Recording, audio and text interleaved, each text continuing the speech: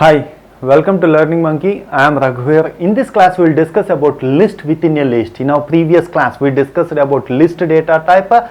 This is a continuation class, so please watch our previous class and come back here. Coming to list within a list, in our previous class, when we discussed about the list, what we have discussed here is in the list, a list is a collection of compound data types. What's that mean is we can mention any data type in the list. Let's take this example. A is equal to C is a string data type. If you mention a list in the list, we call it as it's a list data type in the list. This is the situation which we call it as a list within the list. So our first element means in the 0th index value we are having string data type. In the first index value we are having a list. And in the second index value we are having string, remaining all are strings. If you place a list data type in the list, we call it as list within the list. So here we are displaying the list within the list. This is how it will be displayed.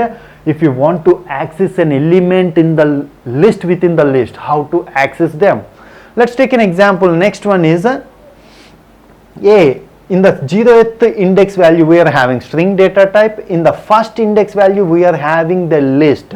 In this list, this is the 0th index value, this is first index value, this is second index value, like that. So if you want to access an element in this list, suppose if you want to access is from this list, A of 1. The first one shows the outer list and the second one shows the inner list. That is how we access the elements list within the list.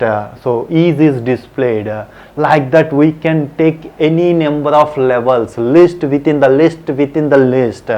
If there is a list in this list, then we call it as 3 levels total. So next example we will show how to access list within the list within the list. Let's take an example. A is equal to C. The A is equal to A is a list. In that list we are having one more list. In this list we are having the another list. Let's take this example. In the 5th position we had another list. So how to access list within the list within the list? The same method. So A of this shows the first level.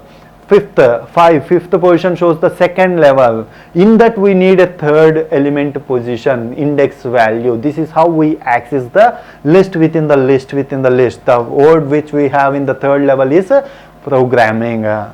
So coming to the next one, how to take a list from the user means. So if you want to take an input from the user, we clearly discussed about how to take inputs from the user using an input method. In our previous class, input output class, we clearly discussed about how to take an input from the user using an input method. The same way how to take a list from the user. So how to take that is create an empty list and ask the user how many elements in the list. So if the user enters input, enter the number of elements in the list. If he enters it, that value is placed in the n and we have to take that value and we have to loop. We have to loop for n times and each time we have to take an element and we have append to that list. So using this we have to take an input list from the user. So let's check the coding. For I in range of 0 to n, this loop executes for n times. Each time print, enter the element. We already discussed about this. What's this format means? Format means it will display in place of here brackets, it will display I plus 1 value. So enter the element 1, enter the element 2, enter the element 3, like that it will display. Each time when it comes into the loop, element is equal to int input of. We are taking an element and this element is placed in the variable called element and this element value is appended to our list. We have taken A is equal to empty list, A dot append of element. This is how we take the list from the user. If you display it, let's check the output. What's coming here? Print the entered list is A. We are displaying the list after completion of the loop. Enter the number of elements in the list. We have given 5. Enter the element 1. We entered 1, enter 2, like that. After completion of the loop, the entered list is it is displaying it as a list. This is how we take the list as an input from the user. Next one is how to take a list within a list from the user.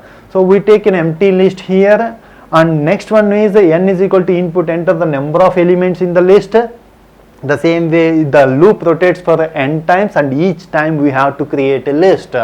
How to create a list? Print, enter your name and ID. Here in the list, each time we are creating a name and ID value. Element is equal to, here we are creating a list again. In that we have mentioned the input of, means it will take two values. First one is a string type, because we did not mention any type conversion. The second one is a integer type element. When we enter the name, it will place it here in the list, in the ID is placed here in this list, and this list is appended to our empty list. That is how we take elements, list within a list from the user. So a dot append of element. Element is a list. That is what we are appending to the list. That is how we take a list within the list from the user and will append to the list. So the output here is the entered list is, we are showing the list value.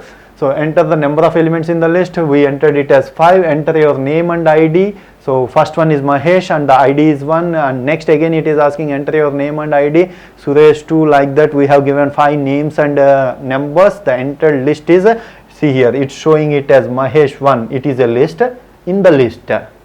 Second, Suresh 2 is a list in the total list. That is how list within the list can be taken from the user. This is about what list within the list. In our next class we will discuss about how lists are assigned memory locations in the random access memory. That concept we will discuss in our next class.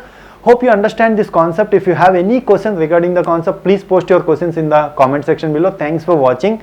If you haven't subscribed to our channel, please subscribe to our channel and press bell icon for the latest updates. Thank you.